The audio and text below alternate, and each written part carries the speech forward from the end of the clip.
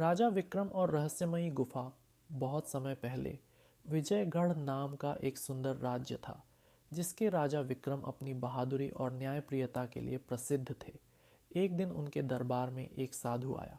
साधु ने राजा से कहा, हे राजन, आपके राज्य के दक्षिणी जंगल में एक रहस्यमयी गुफा है, जिसमें अद्भुत खजाना छुपा हुआ है। परंतु वह खजाना आसानी से नहीं मिलेगा। गुफा के अंदर आपको कई चुनौतियों का सामना करना पड़ेगा। क्या आप इसे पाने का साहस रखते हैं? राजा विक्रम ने तुरंत सहमति दी। वह अपने विश्वास पात्र मंत्री अर्जुन और कुछ सैनिकों के साथ जंगल की ओर रवाना हुए। साधु ने उन्हें गुफा का रास्ता दिखाया और चेतावनी दी। गुफा में आपको अपनी बुद्धि और साहस का परिचय देना होगा। वहाँ कोई भी निर्णय गलत हो सकता है। गुफा का रहस्य। गुफा के द्वार पर पहुंचते ही राजा और उनके साथी ठिठक गए। द्वार पर एक विशाल पत्थर का शेर बना था, जिसकी आंखें लाल रंग की चमक रही थीं।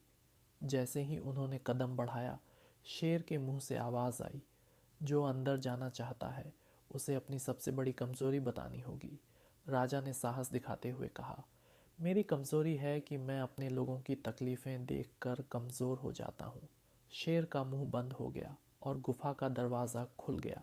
पहली चुनौती, भ्रम का गलियारा। गुफा के अंदर एक बड़ा गलियारा था, जो कई रास्तों में बंटा हुआ था। हर रास्ते पर एक संकेत लिखा था। राजा ने अपने अनुभव और अर्जुन की सलाह से सही रास्ता चुना। परंतु जैसे ही वे आगे बढ़े, एक विशाल अजगर उनके सामने आ गया। दूसरी चुनौती, अजगर का सवाल। अजगर ने कहा, यदि तुम मुझे परास्त करना चाहते हो तो मेरा सवाल हल करो। यदि गलत उत्तर दिया तो तुम मेरे भोजन बन जाओगे। सवाल है, ऐसी कौन सी चीज़ है जो जितनी अधिक बांटी जाए उतनी ही बढ़ती है? राजा ने कुछ सोचा और उत्तर दिया, प्रेम। अजगर मुस्कुराया और रास्ता छोड़ दिया। खजाने तक का सफ़र आगे बढ़ने पर उन्हें एक विशाल दर्पण कक्ष मिला। वहाँ एक आवाज़ गूंजी, खजाने तक पहुँचने के लिए तुम्हें अपनी सच्चाई देखनी होगी। दर्पण में राजा ने अपनी सारी अच्छाइयों और गलतियों को देखा। उन्होंने अपनी कमियों को स्वीकार किया और तभी दर्पण गायब हो गया।